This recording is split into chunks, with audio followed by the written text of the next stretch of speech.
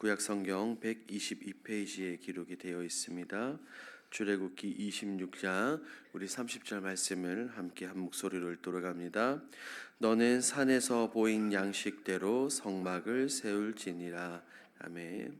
오늘 본문은 이 성막의 구조에 대한 구체적인 내용들을 지시하는 하나님의 모습을 볼 수가 있어요. 성막은 광야에서 하나님께서 모세에게 보여주신 정확한 내용, 정확한 설교도에 따라서 지어져야만 했습니다. 왜냐하면 성막 자체로 하나님의 거룩하심과 백성들 가운데 임재하시는 하나님의 그 간섭하심을 분명하게 보여주기 때문입니다. 하나님의 이런 세부적인 명령은 백성들에게 굉장히 깊은 영적인 의미를 지니고 있어요. 오늘 본문은 우리에게 무엇을 말하려고 하는지 함께 살펴보도록 하겠습니다. 내용 관찰 1번입니다. 하나님께서는 성막을 위해 조각목으로 무엇을 만들라고 명령하십니까? 15절 말씀을 보니 성막의 기본 구조를 형성할 널판들이 어떤 재료와 어떻게 설치되어야 될지에 대해서 하나님은 분명히 말씀하고 계십니다. 먼저 하나님께서 선택하신 재료는 조각목입니다. 조각목. 이것은 아카시아 나무를 의미하는데 이것은 쉽게 광야에서 구할 수 있는 재료로서 그 내구성이 굉장히 강합니다. 쉽게 부패되지 않고 쉽게 곰팡이에 쓸지 않는다는 겁니다. 그렇기 때문에 성막의 구조물로 굉장히 적합하다는 거예요. 그리고 널판은 성막의 벽을 구성하는 판자들입니다. 이 널판들이 세워져 성막의 벽을 이루며 아주 견고한 구조물을 형성합니다. 이 널판들은 서로 흔들리지 않게 서로 견고하게 연결되어 있습니다. 2번을 봅니다. 널판 아래에 무엇을 만들어 고정시킵니까? 19절 말씀을 보니 이 널판을 고정시키기 위해 그 밑에 은받침을 만들라라고 명령하십니다. 은받침을 만들어 널판이 흔들리지 않도록 고정하는 것이죠. 그런데 왜 하필 은일까요? 성경 곳곳을 살펴보면 성경에서 은은 종종 구속과 속죄를 상징하기도 합니다. 은받침이 성막의 기초가 된다는 것은 하나님의 백성들이 이 속죄와 구속이 반드시 필요하다라는 이런 깊은 의미를 담고 있어요. 백성들이 성막에서 하나님과 깊은 관계를 유지하기 위해서 반드시 하나님만을 바라보고 하나님만을 의지해야 된다는 것입니다. 인간의 어떠함과 수고와 공로가 아닌 하나님의 은혜와 하나님의 구속 위에 이것이 세워져야 한다는 거죠. 이 부분들을 연구와 묵상에서 우리가 조금 더 살펴보도록 합니다. 연구와 묵상입니다. 하나님께서 널판들이 땅에 닿지 않도록 은받침을 땅에 세워 고정시키도록 명령하신 이유는 무엇입니까? 자, 이 널판들이 직접 땅에 닿지 않도록 은받침 위에 세우는 명령은 굉장히 중요합니다. 몇 가지 이유가 있는데요. 첫 번째는 거룩함과 분리를 나타냅니다.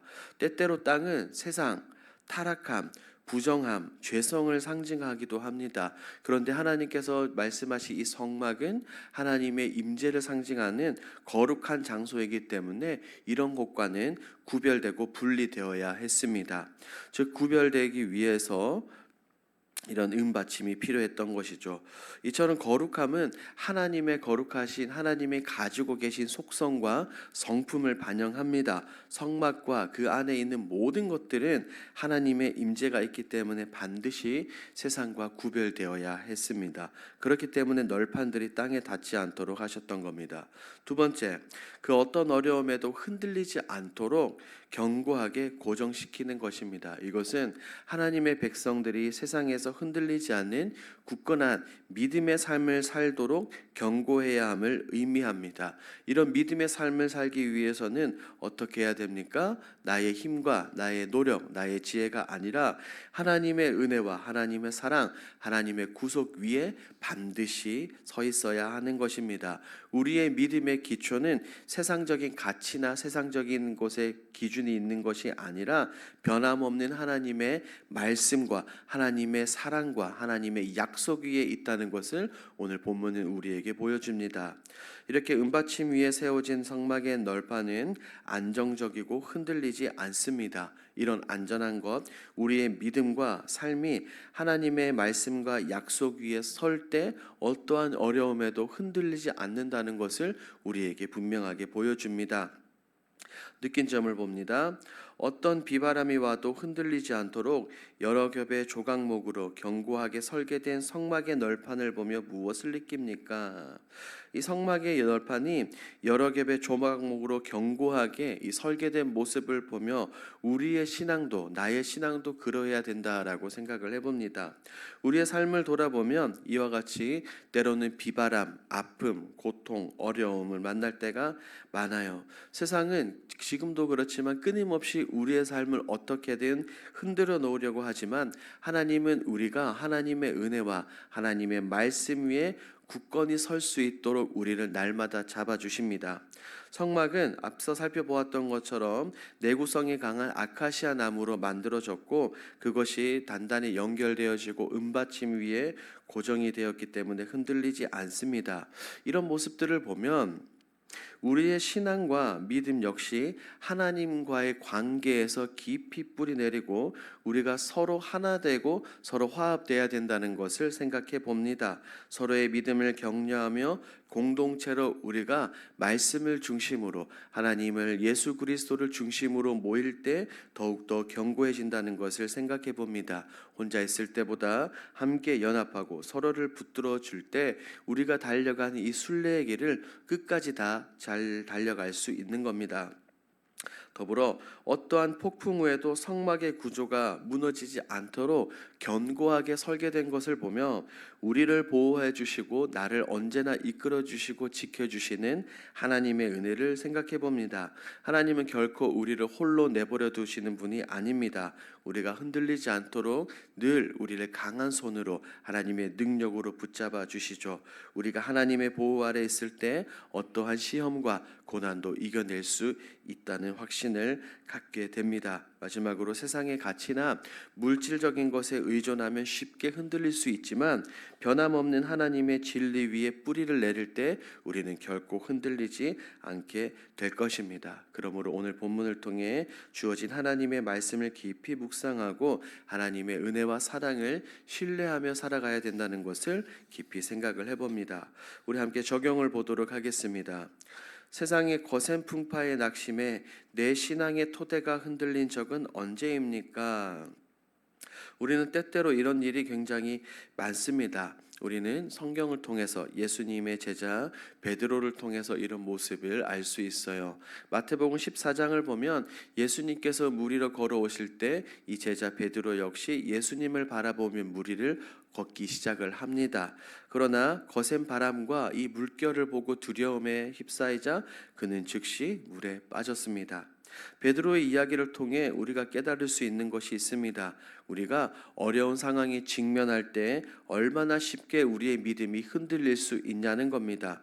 현실의 문제와 내가 해결하지 못하는 고난이 너무 커 보일 때 우리는 하나님의 사랑과 은혜와 능력을 잊고 낙심할 때가 많습니다. 이처럼 우리 모두는 삶의 폭풍 속에서 믿음이 흔들릴 때가 있습니다. 하지만 베드로의 이야기와 하나님의 말씀을 통해 우리가 깨달아야 된다는 것은 지금도 여전히 그리고 앞으로도 여전히 하나님께서 우리를 붙드신다는 것입니다. 어려움이 닥칠 때마다 하나님께 간구하며 우리의 시선을 세상과 파도, 바다에 두는 것이 아니라 흔들리지 않도록 하나님께 고정해야 됩니다. 마지막 결단입니다. 핍박과 도전을 이기고 내 믿음을 견고하게 하기 위해 무엇을 실천하겠습니까?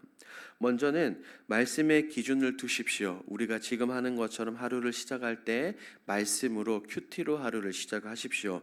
말씀은 본문에 나오는 은받침과 널판과 같이 우리의 믿음을, 우리의 삶을 견고하게 붙들어주는 힘이 됩니다. 그러니 말씀과 함께하지 않을 수 없겠죠. 오늘 큐티의 제목처럼 세상을 이기는 견고한 믿음은 다름 아닌 말씀에서 비롯이 됩니다.